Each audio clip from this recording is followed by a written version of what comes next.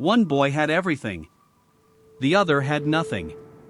But a promise they made as kids changed their lives forever. I'll be there when you win. In the big city of Aurelia, two boys grew up in very different worlds. Aarav had it all. His dad was one of the richest men in the city. He rode in fancy cars, went to private schools, and traveled to beautiful places for vacations. Imran, on the other hand, lived in a small, broken house in the old part of the city. His dad drove a rickshaw, and his mom worked as a tailor.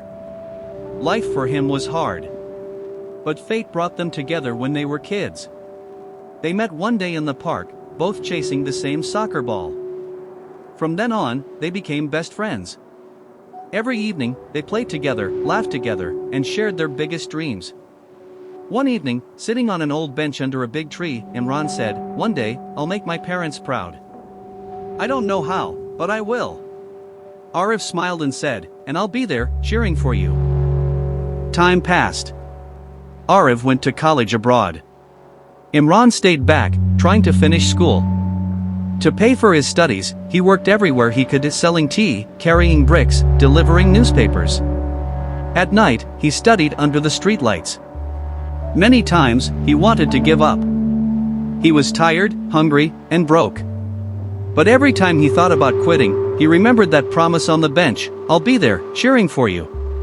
Years later, Aarav came back as a successful businessman. Reporters and cameras followed him everywhere.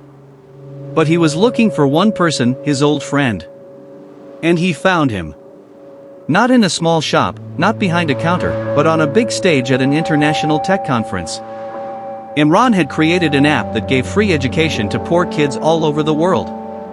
He was now one of the youngest CEOs in the country. The audience gave him a standing ovation. Aarav clapped from the back, tears in his eyes. Imran saw him, and for a moment, they were kids again under that tree. After the speech, they hugged.